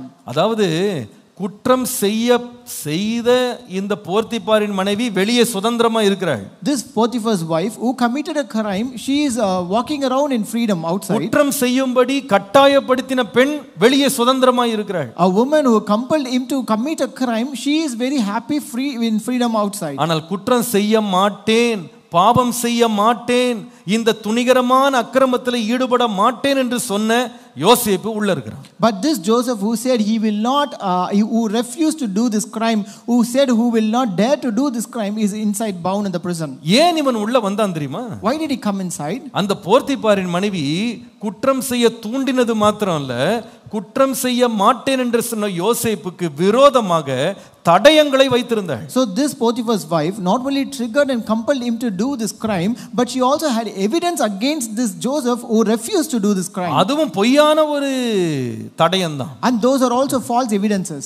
ஓடனவனுடைய வஸ்திரத்தை பிடிச்சு வச்சுக்கிட்டு She grabbed the cloth of a person who ran away, இவள் வஸ்திரத்தை பிடிச்ச மாதிரி கதையை மாற்றி சொல்லுகிறார். and she changed the story as if he caught her garment. அன்றைக்கு சிசிடிவி கேமரா இல்ல. Those days they did not have CCTV camera. அன்றைக்கு ரெக்கார்ட் பண்றதுக்கு வீடியோ இல்ல. They did not have a video to record them. அதனால எந்த எவிடன்ஸும் கிடையாது. இவ வாயில சொல்றது தான் evidence. Therefore there were no other evidence, only whatever she said was taken as evidence. சில வேளையில பாருங்க, நம்ம வாழ்க்கையில எவிடன்ஸ் இல்லாம கூட நமக்கு விரோதமா எவிடன்ஸை கிரியேட் பண்றதுக்கு ஜனங்கள் தீவிரமா இருக்காங்க.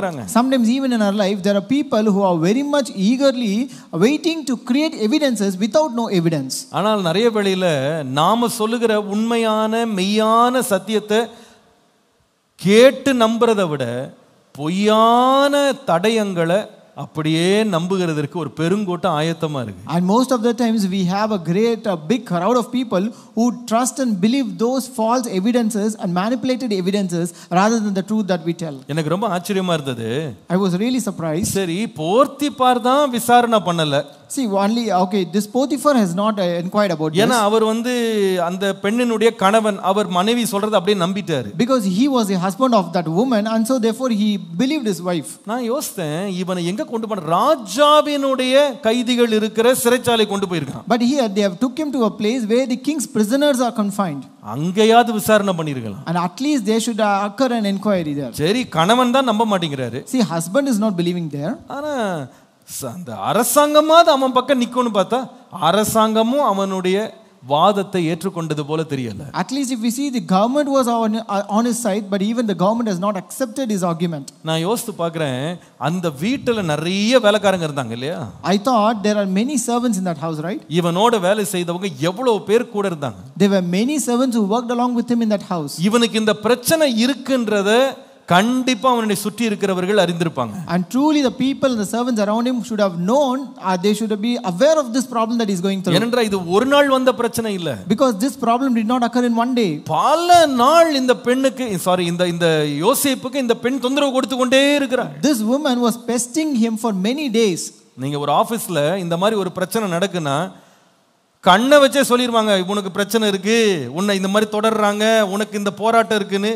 ஆபீஸருக்கு அத்தனை பேரும் பின்னால பேச ஆரம்பிச்சிருவாங்க. So if such a kind of problem occurs in our office, people, all other colleagues will come to know about the problem and they will say, see, this problem is happening, be careful about that. எனக்கு வேதனையா இருந்தது, கூட வேலை செய்யறவங்க கூட அவனுக்கு சப்போர்ட்டுக்கு வரல. But I was really grieved when the fellow colleagues or servants also did not support him. எஜமான் அவனை நம்பல. His master did not trust him. அரசாங்கம் விசாரிக்கல. The government did not inquire.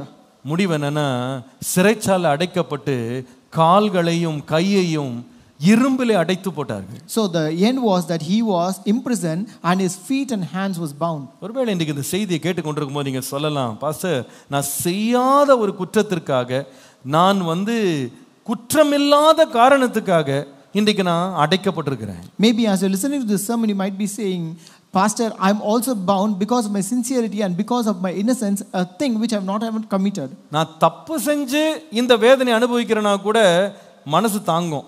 Even my heart could bear if I go through this pain because of my crime that I committed. ஆனா நான் தவறு செய்யாத போது என் மேல இந்த பொய் பழி சுமத்தப்பட்டதும் என் வாழ்க்கையை கட்டி வைத்திருக்கிறதையும் என்னால தாங்கவே முடியல. But this false accusation on me and this binding of my life when I have not even committed anything which I cannot bear at all. நான் நினைக்கிறேன் இந்த யோசேப்பு எவ்வளவு டெஸ்பரேட் ஆயிட்டான் அப்படின்னா, ஏதாவது ஒரு வகையில அவனுக்கு விடுதலை கிடைக்காதா? So this Joseph was so desperate, he is trying the freedom at least in any sort or the other way. பாருங்க, அங்க அந்த இடத்திற்கு வந்த மந்திரிகளுக்கு ஒரு நன்மை செஞ்சுட்டு, தயவு செய்து எனக்கு பதில் நன்மையா வெளியே மட்டும் அனுப்பி விட்டுருங்க. He did a good to the ministers who came there and he also asked in return to do a good for him. யார் சொன்னாலும் நம்ப மாட்டேங்கிறாங்க.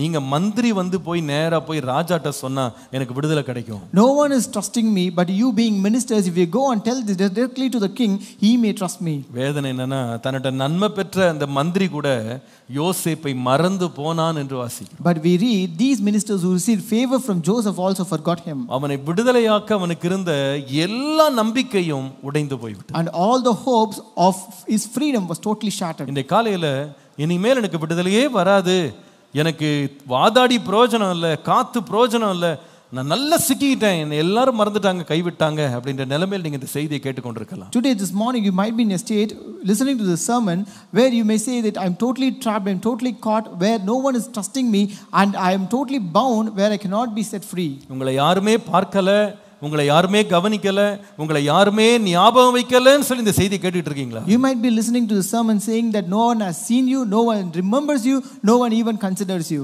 105 சங்கீதம் 19 முதல் 20 வசனங்கள் சொல்லுகிறது. Psalm 105 verse 19 to 20 says, கர்த்தர் சொன்ன வார்த்தை நிறைவேறும் அளவும் அவருடைய வசனம் அவனை புடமிட்டது. Until the time that his word came to pass, the word of the Lord tested him. ராஜா ஆள் அனுப்பி அவனை கட்டவிழ்க்க சொன்னான். The king sent and released him. ஜனங்களின் அதிபதி அவனை விடுதலை பண்ணினான். The ruler of the people let him go free. கட்டப்பட்டவனை விடுதலையாக்க தேவன் வல்லவர். The Lord is able to set free a person who is bound. Potiphar கட்டி வச்சிருக்கலாம். Potiphar might have bound him. போர்த்திபாரின் மனைவி சூழ்ச்சி செய்திருக்கலாம். Potiphar's wife would have conspired it. ஆனால் இப்பொழுது ராஜாவே ஆள் அனுப்பி கட்டவிழ்த்தான். But the king himself sent his people to set him free. இது எப்படி நடந்தது? How did this happen? சங்கீதம் 146 5ஆம் வசனத்தை பாருங்கள். Psalm 146 verse 5. யாக்கோபின் தேவனை தன் துணையாக கொண்டிருந்து தன் தேவனாகிய கர்த்தர் மேல் நம்பிக்கை வைக்கிறவன் பாக்கியவான். Happy is he who has a God of Jacob for his help, whose hope is in the Lord his God. இந்த தேவன் எப்படிப்பட்டவர்? How is this God? 7ஆம் வசனத்தை பாருங்கள். Verse 7 says, அவர் ஒடுக்கப்பட்டவர்களுக்கு நியாயம் செய்கிறார். He executes justice for the oppressed. பசியாய் இருக்கிறவர்களுக்கு ஆகாரம் கொடுக்கிறார். He gives food to the hungry.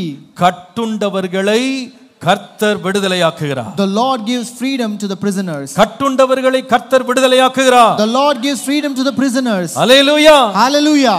மனுஷன் விடுதலையாக்காம போய்டலாம். Men may not let you free. கட்டுண்டவர்களை கர்த்தர் விடுதலையாக்குகிறார். But God gives freedom to the prisoners. Hallelujah. Hallelujah.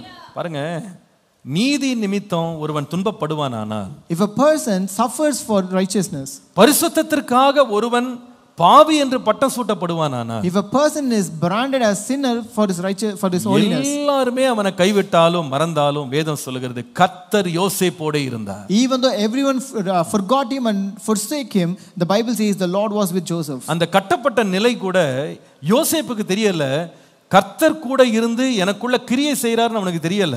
Even in the state of imprisonment, this Joseph could not realize that the Lord was with him and was working in him. நீங்க வாசிப்பீங்களானா ரெண்டு காரியங்களை கர்த்தர் அவன் வாழ்க்கையில செய்தார். When you read, you can see two things which the Lord did in his life. மூன்றுன்னு சொல்லுவேன். I can tell you even three. முதலாவது, கர்த்தர் அவன் சிறையில் இருந்த காலத்துல தேவன் அந்த காலத்தை தயவின் காலமாக மாற்றினார். Number one, in the time when he was imprisoned, the Lord made the time as a time of favor. Time of favor. நீங்க அந்த சிறையில தேவனுடைய தயவு யோசேப்பின் மேல் வந்தது. And you can see the time of favor upon Joseph. கர்த்தருடைய நாமத்திற்கு மகிமை உண்டாவதாக. Glory be to the name of the Lord. நீங்கள் அத ஆதியாகமம் 39ஆம் அதிகாரம் நினைக்கிறேன் ஒரு நல்ல வேத பகுதி ஒன்று இருக்கிறது.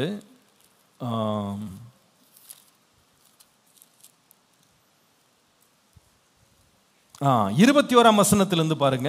39:21. Genesis 39 verse 21. இந்த சிறைச்சாலையில் அவன் அடைக்கப்பட்ட போது, when he was imprisoned in this prison, கர்த்தரோ யோசேப்போடு இருந்து அவன் மேல் கிருபை வைத்து சிறைச்சாலை தலைவனுடைய தயவு அவன் மேல் வரும்படி தேவன் செய்தார். But the Lord was with Joseph and showed him mercy, and he gave him favor in the sight of the keeper of the prison. Hallelujah. Hallelujah. இந்த தயவு என்ன செய்தது பாருங்க. What did this favor do? அடுத்த வசனத்துல வாசிக்கிறோம். The next verse says, 22ஆம் வசனம் பாருங்க. சிறைச்சாலை தலைவன் சிறைச்சாலையிலே வைக்கப்பட்ட யாவையும் யோசேப்பின் கையிலே ஒப்பு கொடுத்தான். அங்கே அவர்கள் செய்வதெல்லாவற்றையும் யோசேப்பு செய்வித்தான். And the keeper of the prison committed to Joseph's hands all the prisoners who were in the prison. Whatever they did there, it was his doing. ஆச்சரியமா இருக்கு. It is really surprising. சிறைச்சாலை தயவு கிடைக்கிற இடம் இல்ல, தண்டனை கிடைக்கிற இடம். Prison is not a place of favor, it is a place where you get punishment.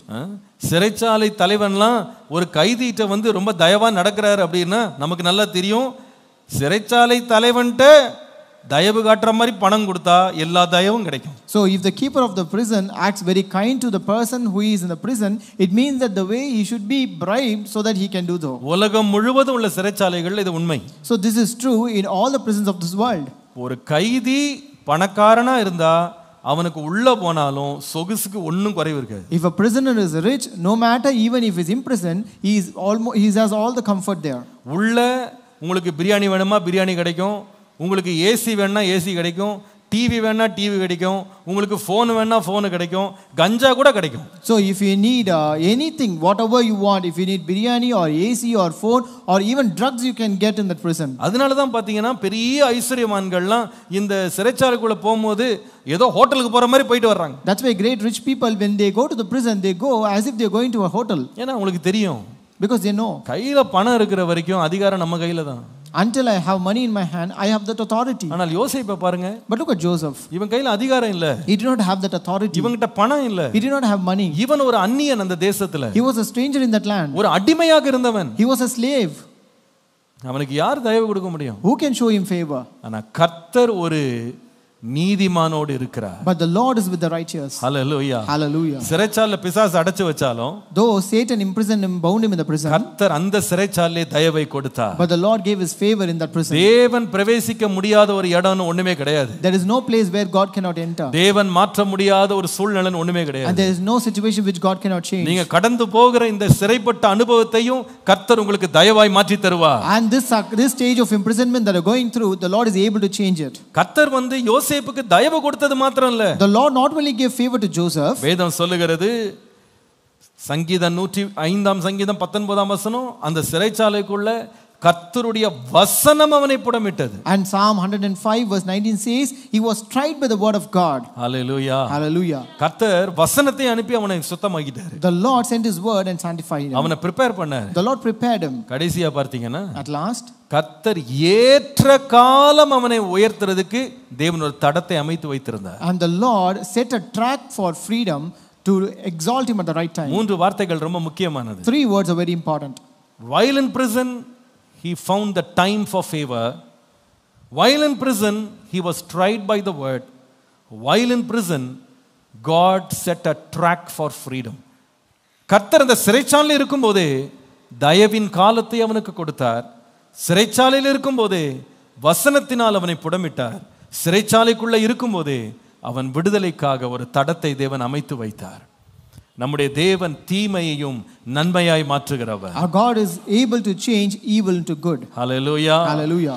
ஒடுக்கப்படுகிறவர்களுக்கு நியாயம் செய்கிறவர். And the Lord executes justice for the oppressed. கட்டுண்டவர்களை கர்த்தர் விடுதலையாக்குகிறவர். And the Lord gives freedom to the prisoners. இந்த காலையில விசுவாசிங்க. This morning you believe. நியாயம் இல்லாம அநியாயத்தின் பேரிலேயும் நீங்கள் செய்யாத அக்கிரமத்திற்காக கட்டி வைத்திருக்கிறாங்களா? Are you bound for your innocence for things which you have not at all committed?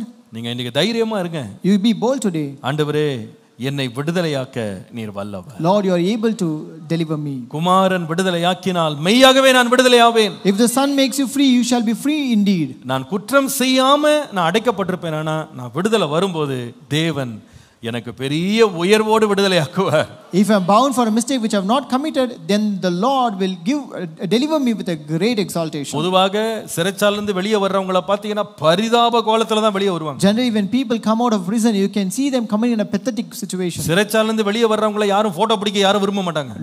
No person will like to take a photograph of the people who are released. ஆனா யோசேப் எப்படி வந்தான் தெரியுமா? But how did Joseph come?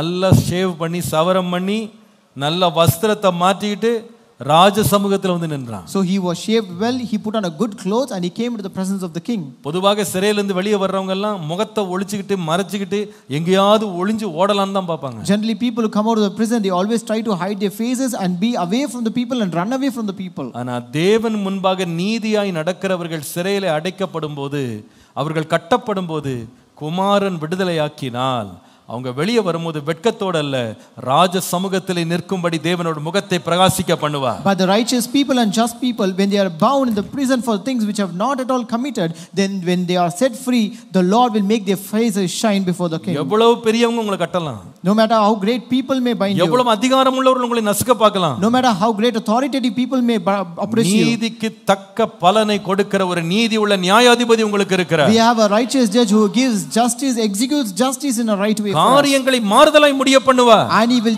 end up things in a different way. சிறுமைப்பட்ட தேசத்துல கர்த்தர் உங்களை சிங்காரமாய் வாழ வைப்பார். And the Lord will make you live a prosperous life in the place where you are oppressed. Hallelujah. Hallelujah. Kumaran விடுதலையாக்குவார். And the Son shall make you free. யாரை விடுதலையாக்குவார்? Who will he set free? உண்மையோடும் குற்றமற்ற ஒருவனையும் தேவன் கட்டப்பட்ட நிலையில தேவன் அவனை விடுதலையாக்க வல்லவராயிருக்கிறார். The Lord is able to set free the one who is bound for sincerity and innocence. கர்த்தருடைய நாமம் மகிமைப்படுவதாக. Glory be to the name of the Lord. கடைசியாக யாரை இந்த குமாரன் விடுதலையாக்குவார்? At last, whom will the Son set free?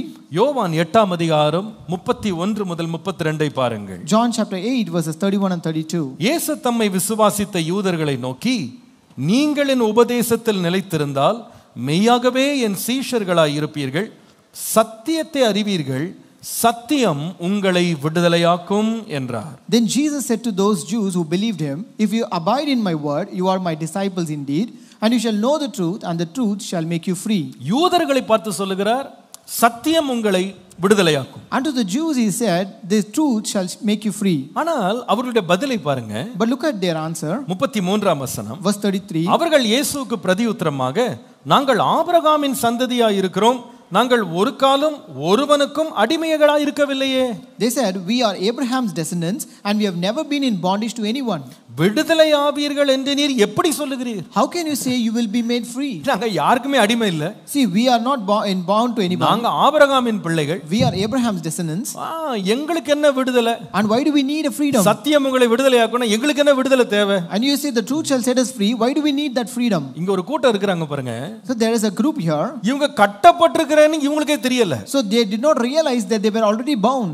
ஆண்டவர் சொல்லுகிறாரு, சத்தியம் உங்களை விடுதலையாக்கும் அப்படினா அவர் என்ன சொல்ல வர்றாருன்னா, நீங்க கட்டப்பட்டிருக்கீங்க, என்னுடைய சத்தியம் உங்களை விடுதலையாக்கும். So when the Lord intend to say the truth shall make you free, he means to say that you are already bound and my truth shall make you free. ஆனா பிரச்சனை என்னன்னா, கட்டப்பட்டிருக்கிறவங்களுக்கே தான் கட்டப்பட்டேன்னு தெரியல. But the truth, the problem here is that those people who are bound did not realize that they were bound. சில வேளையில ஒரு குழந்தையை நீங்க ஒரு ஆஸ்பத்திரி கொண்டு போனீங்கன்னா, sometimes when you take a child to a hospital, அந்த ஆஸ்பத்திரியில வந்து பெற்றோர் வந்து டாக்டர்ட்ட பேசிட்டு அந்த பிள்ளைக்கு ஒரு ஊசி போட சொல்லுவாங்க. So parents will talk with the doctor and ask him to give an injection. அப்ப அந்த பிள்ளை என்ன சொல்லும் தெரியுமா? எனக்கு எனக்கு ஒண்ணுமே பிரச்சனை இல்லை, எனக்கு எதுக்கு ஊசி குத்துறீங்கன்னு அது சொல்லும். But the child will say, I have no problem, why you are injecting me? ஏன்னா அதுக்கு என்ன அறிவு இல்லைன்னா, எனக்குள்ள இந்த வியாதி இருக்கு, இந்த பலவீனம் இருக்கு, அதற்கான ட்ரீட்மெண்ட் எனக்கு தேவைன்னு பிள்ளைக்கு தெரியாது. It's because the child doesn't have the knowledge that I have this weakness or a disease in me and I need this kind of treatment. சில வேளையில நமக்கு விடுதலை தேவை என்று நமக்கே தெரியாமலே இருக்கலாம். Sometimes we even don't realize that we need a freedom.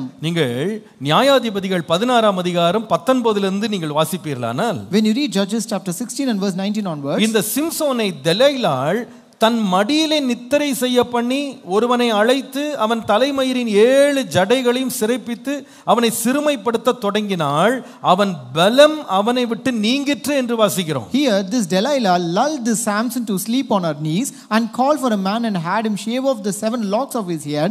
Then she began to torment him and his strength left him. அப்பொழுது அவள் அவனை பார்த்து சொல்லுகிறாள், சிம்சோனே, பெலிஸ்தியர் உன்மேல் வந்து விட்டார்கள் என்று சொன்னாள். And here she said, the Philistines are upon you, Samson. Samson நித்திரை விட்டு விழித்து கர்த்தர் தன்னை விட்டு விலகினதை அறியாமல் எப்போதும் போல உதறிவிட்டு வெளியே போவேன் அப்படின்னு சொன்னான். And so he woke up from his sleep and said, I will go out as before at other times and shake myself free. 21ஆம் வசனம் பாருங்க. Verse 21. பெலிஸ்தியர் அப்பொழுது அவனை பிடித்து அவன் கண்களை பிடுங்கி அவனை காசாவுக்கு கொண்டு போய் அவனுக்கு 2 வெண்கல விலங்கு போட்டு சிறைச்சாலையிலே மாவரித்து கொண்டிருக்க வைத்தார்கள். Then the Philistines took him and put out his eyes and brought him down to Gaza. They bound him with bronze fetters and he became a grinder in the prison. இங்க என்ன பிரச்சனைன்னு பாத்தீங்களா? You know what is the problem here? இவன் வாழ்க்கையில கட்டப்படுறதுக்கான சூழ்நிலை உருவாயிட்டு இருக்குன்னு இவனுக்கு தெரியல. He was not aware a situation of being bound is being happening in his life. அவனுக்கு தெரியல பலம் அவனை விட்டு போயிடுச்சு. He was not aware that the strength has departed from him. அவன் சிறைபிடிக்கப்பட போகிறேன் என்பது அவனுக்கு தெரியல. He was not aware that he is going to be captivated. எப்பொழுதும் போல எழும்பி போனான். And he was at other times. அன்றைக்கு அந்த யூதர்கள்ட்ட இயேசு பேசும்போது, when the Lord spoke to Jews, சத்தியம் உங்களை விடுதலையாக்கும்னு சொல்லும்போது, when he said the truth shall make you free, எங்களுக்கு என்ன விடுதலை? why do we need that freedom? நாங்க யாருக்குமே அடிமை கிடையாது. We are not bound to anyone. எப்படி நீங்க எங்களுக்கு விடுதலை வரும்னு சொல்றீங்க? How can you say that you will be made free? ஆனால் வேதம் சொல்லுகிறது, but the Bible says, அதே யோவான் 8ஆம் அதிகாரம் 34ஆம் வசனத்தை வாசிப்பீர்களானால், John chapter 8 verse 34 again, இயேசு இந்த யூதர்களை பார்த்து சொல்லுகிறார், the Lord answered the Jews, யோவான் 8:34, John 8:34, பாவம் செய்கிறவன் எவனும் பாவத்திற்கு அடிமையா இருக்கிறான் என்று மெய்யாகவே உங்களுக்கு சொல்லுகிறேன். Most assuredly I say to you, whoever commits sin is a slave of sin. அப்ப இங்க உங்களுக்கு பிரச்சனை என்ன தெரியுமா? So what is the problem here? சரீரத்துல ஒரு பிரச்சனையும் கிடையாது. They don't have any problem in their body. கை கால்ல விலங்கு இல்ல. There is no fetters in their hands and feet. ஆனா இவங்க அறியாத ஒரு பாவம் அவர்களை அடிமைகளாக்கி வைத்திருந்தது. But there is a sin which they are not aware of has made them slaves. மூன்றாவது ஒரு கட்டு ஒரு மனுஷனை பிடிக்க முடியும். So there is a third kind of binding which a man can be caught. முதலாவது நான் சொன்னேன், ஒருவர் பலவீனத்தின் ஆவியினாலே ஒருவர் கட்டப்பட முடியும். Number 1, you can be bound by the spirit of infirmity. இரண்டாவது நீதியான உண்மையான ஆனால் குற்றமறியாதவன் கட்டப்பட்டிருக்க முடியும். Number 2, bound for sincerity and innocence. மூன்றாவது பாவத்தினாலும் அறியாமையினாலும் ஒருவர் கட்டப்பட முடியும். Number 3, bound by sin and ignorance. பாவத்தினாலும் அறியாமையினாலும் கட்டப்பட முடியும். Bound by sin and ignorance. தான் பாவி என்றே உணராமல் அறியாமல் நான் சுதந்திரமாய் இருக்கிறேன்னு சொல்லிட்டு இருக்காங்க இந்த யூதர்கள். So these Jews did not realize that they are sinners and they say we are free.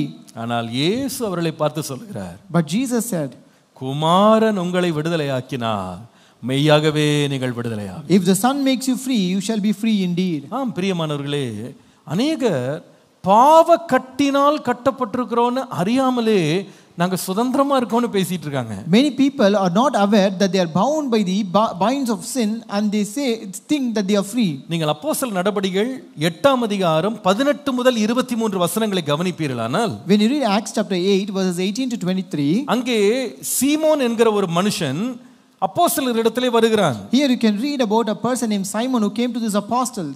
அவனுடைய விண்ணப்பம் என்ன? What was his petition? அப்போஸ்தலர்கள் தங்கள் கைகளை எல்லார் மேல் வைக்கும்போது பரிசுத்தாவி தந்தருளப்படுவதை இந்த சீமோன் கண்டு பணத்தை கொண்டு வந்து கொடுத்து நானும் எவன் மேல் கை வைக்கிறேனோ அவனுக்கு பரிசுத்த ஆவியை பெறத்தக்க இந்த அதிகாரத்தை எனக்கு கொடுக்க வேண்டும் என்று அவன் கேட்டான். So this Simon saw through the laying of the apostles' hands, the Holy Spirit was given. So he offered them money and he said, "Give me this power also, that anyone on whom I lay hands may receive the Holy ஒரு Spirit." காரியத்தை இங்க முக்கியப்படுத்த விரும்புறேன். I want to emphasize one thing here. இந்த சீமோனுக்கு அவன் மனசுல தோணுனது என்னன்னா, என் வாழ்க்கையில ஒரே ஒரு குறை தான் இருக்கு. என்னன்னா, எனக்கு பரிசுத்த ஆவியை மற்றவர்கள் பெறும்படி நான் ஜெபம் பண்ணும்போது எனக்கு ஒரு வரம் இல்லாம இருக்கு, அந்த வரம் எனக்கு வேணும் அப்படின்னு இவன் காசு கூட கொண்டு வந்து கொடுக்க ரெடியா இருக்கு. So this Simon had in his heart, I lack only one thing, that is when I lay hand on people, they don't receive that Holy Spirit, and that is the one thing I'm lacking. So he brought the money to get that gift. மீண்டும் சொல்லுகிறேன், I repeat, சீமோனுடைய கண்கள்ல அவனுக்கு இருந்த ஒரே ஒரு குறைபாடு என்னன்னா, எனக்கு பரிசுத்தாவின் வரம் மட்டும்தான் இல்ல. The only infirmity that this Simon had in his own perspective is that he did not have this gift of the Holy Spirit. அதுதான் ஒரு குறை. That is the one thing that he was lacking. ஆனா பேதுரு அவனை பார்த்து என்ன சொன்னான் தெரியுமா? But what did Peter say to him? 23ஆம் வசனத்தை உங்களுக்கு காண்பிக்கிறேன். I'll show you verse 23. நீ கசப்பான பிச்சிலும் பாவக்கட்டிலும் அகப்பட்டிருக்கிறதாக காண்கிறேன் என்றான். I see you that you are poisoned by bitterness and bound by iniquity. இவர் என்ன ஜெபம் பண்றாரு? What did he pray? ஆண்டவரே எனக்கு பரிசுத்தாவின் அபிஷேகத்தை தாங்க. Lord, give me that fullness of the Holy Spirit. ஆண்டவரே எனக்கு வரத்தை தாங்க. Lord, give me that gift, Lord. எனக்கு கை வைத்தா எல்லாரும் சுகமாகணும், எல்லாரும் அபிஷேகம் பெறணும், அந்த வரம் எனக்கு கொடுங்க. Lord, give me that gift and power where every people should be healed, where everyone should be receive that Holy Spirit when I lay hands. ஆனா நிலைமை என்னன்னு கேட்டா, But the situation is, கசப்பான பிச்சிலும் பாவ கட்டிலும் அகப்பட்டிருக்கிறது இவனுக்கு தெரியல. he was not aware that he was bound, he was poisoned by bitterness and bound by iniquity. இந்த யூதர்களும் தங்கள் பாவத்தினால் கட்டப்பட்டிருக்கிறது அறியாம நாங்க யாருக்குமே அடிமை இல்லைன்னு சொல்லிட்டு இருந்தாங்க. Even these Jews were also not aware that they are bound by the sin, and they say we are not bound to anyone. ஆனால் நான் உங்களுக்கு தைரியமா சொல்றேன், But I tell you boldly, பாவக்கட்டில் அகப்பட்டிருக்கிற, பாவத்தில் அகப்பட்டிருக்கிறேன்ற அறியாமையில் உட்கார்ந்து இருக்கிறவர்களையும் சத்தியத்தினால விடுதலையாக்குகிற தேவகுமாரன் இருக்கிறார். we have a God, the Son of God, who can set us free unto the people who are bound by sin and ignorance of sin. எபேசியர் 5ஆம் அதிகாரம் 25 முதல் 27 வசனங்களை வாசிக்கும்போது, Ephesians 5 verse 25 to 27 says, கிறிஸ்து சபையிலே அன்பு கூர்ந்ததை குறித்து வாசிக்கிறோம். we read about Christ, how he loved the church. 26ஆம் வசனத்துல Verse 26, அவர் அதை தம்முடைய திரு வசனத்தை கொண்டு தண்ணீர் முழுக்கினால் சுத்திகரித்து பரிசுத்தமாக்கி கரைதிரை முதலானவைகள் ஒன்றும் இல்லாத பரிசுத்தமும் பிழையற்றதுமான மகிமை உள்ள சபையாக அதை தமக்கு முன் நிறுத்திக் கொள்ள தம்மை தாமே அதற்காக ஒப்பு கொடுத்தார் என்று வாசிக்கிறோம். that he might sanctify and cleanse her with the washing of water by the word, that he may present her to himself a glorious church, not having spot or wrinkle or any such thing, that should be holy and without blemish. எவ்வளவு அருமையான தேவன் நம்முடைய தேவன். How good God is our God. பாவ கட்டில் இருக்கிறவங்களையும் வசனத்தினாலே கழுவி சுத்திகரித்து தமக்கு முன்பாக பரிசுத்தமாய் நிறுத்த நம்முடைய தேவன் வல்லவர். The Lord is able to sanctify and cleanse everyone who are bound by sin and ignorance, and also make them stand holy before him. இந்த காலையில விசுவாசிங்க, This morning you believe தேவ குமாரன் என்னை விடுதலையாக்கும்படி வெளிப்பட்டிருக்கிறார். the Son of God is manifested to set me free. நான் பாவ கட்டில் அகப்பட்டிருந்தாலும் என்னை விடுதலையாக்க அவர் வல்லவர். Though I am bound by sin, the Lord is able to set me free. என்னுடைய இருதயத்துல எனக்கே தெரியாத பாவ கட்டுகள்ல நான் சிக்கி இருக்கிறத கர்த்தருடைய ஆவியானவர் தன்னுடைய வசனத்தினால் சுத்திகரிக்க வல்லவர். So he is able to cleanse me with his word about the bounds of sin which are totally incaptivating me. என்னுடைய வாழ்க்கையில எனக்கே தெரியல இந்த துர்குணங்கள்லாம் எனக்குள்ள இருக்கு. I'm ignorant of the wicked things that I have in my life. நான் மற்றவங்களுக்கு பிரச்சனை இருக்குன்னு நினைச்சிட்டு இருக்கேன். I'm thinking that other people have the problem. எனக்கு ஆவிக்குரிய வரங்கள்லாம் வேணும் நான் ஜெபம் பண்ணிட்டு இருக்கேன். I was praying for spiritual gifts.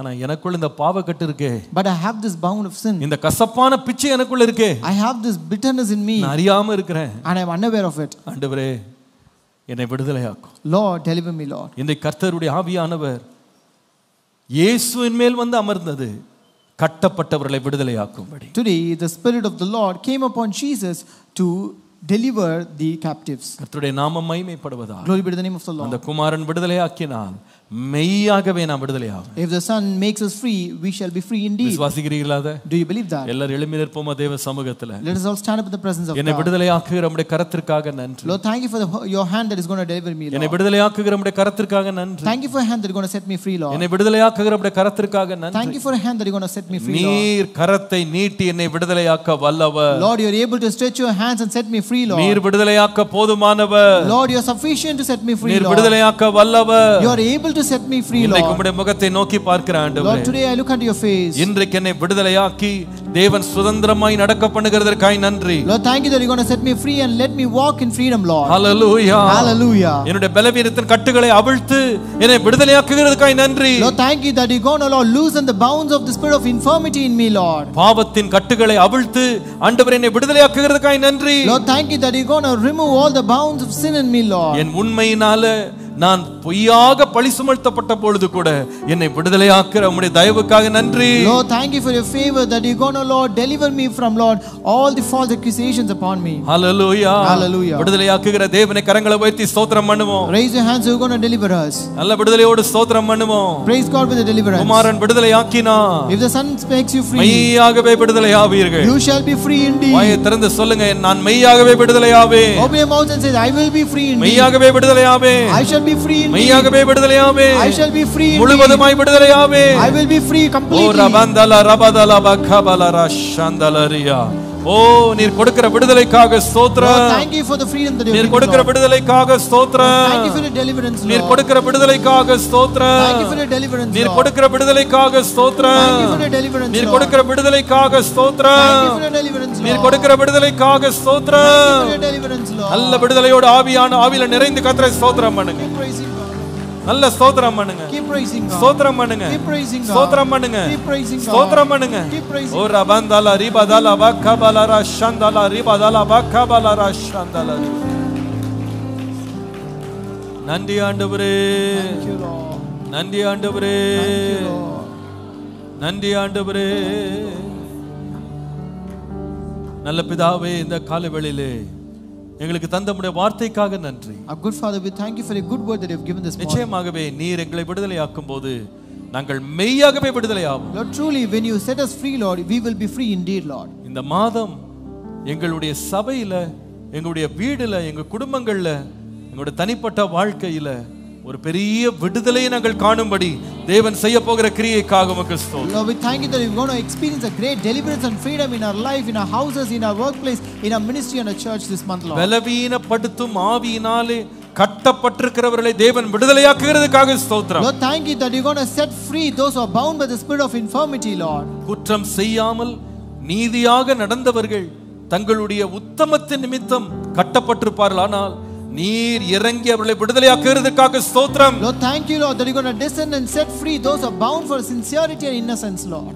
பாவ கட்டிலே அகப்பட்டு அதை அறியாமல் இருக்கிறவர்களை உம்முடைய சத்தியத்தினாலே விடுதலையாக்குகிறதற்காக ஸ்தோத்திரம். Lord, thank you that you're going to set free those who are bound by sin and ignorance by your truth, Lord. ஆமாப்பா, இந்த மாதத்தை ஒரு விடுதலையின் மாதமாய் உம்முடைய சமூகத்திலே கொண்டாட பண்ணுகிறதற்காக நன்றி. Lord, thank you, Lord, that you are making us to celebrate this month as a month of freedom in your presence. உம்முடைய நாமம் ஒன்றே மகிமைப்படட்டும். Let your name alone be magnified. தொடர்ந்து பெரிய காரியங்களை எங்கள் மத்தியிலே செய்யும். Continue to do great things amongst us, Lord. இயேசுவின் நாமத்தில் பிதாவே, In Jesus' name we pray. ஆமென். நம்முடைய கர்த்தராகிய இயேசு கிறிஸ்துவின் கிருபை, பிதாவாகிய தேவனுடைய அன்பு, பரிசுத்த ஆவியானவருடைய அன்யோன்ய ஐக்கியம், சமாதானம், ஆசீர்வாதம் நம் அனைவரோடும் கர்த்தருடைய வருகை பரியந்தம் நிலைத்திருப்பதாக. எல்லாரும் சேர்ந்து சொல்லுவோம். என் ஆத்துமாவே கர்த்தரை ஸ்தோத்திரி, என் முழு உள்ளமே அவர் பரிசுத்த நாமத்தை ஸ்தோத்திரி. கர்த்தர் செய்த சகல உபகாரங்களை மறவாதே, அவருடைய அக்கிரமங்களை எல்லாம் மன்னித்து உன் நோய்களை எல்லாம் குணமாக்கி பிராணனை அழிவுக்கு விலக்கி மீட்டு கிருபையினால் இரக்கங்களால் முடிசூட்டி நன்மையினால் வாயை திருப்தியாக்குகிறார். கழுகுக்கு சமானமாய் வயது திரும்ப வால வயது போல் ஆகிறது. ஆமென். Praise the lord. கர்த்தர் விடுதலையாக்குவா, கர்த்தர் நம்மை ஆசீர்வதிப்பார். ஆமென். Praise the lord. சமாதானத்தோடு சென்று வாருங்கள். கர்த்தர் உங்களோடு இருப்பார்.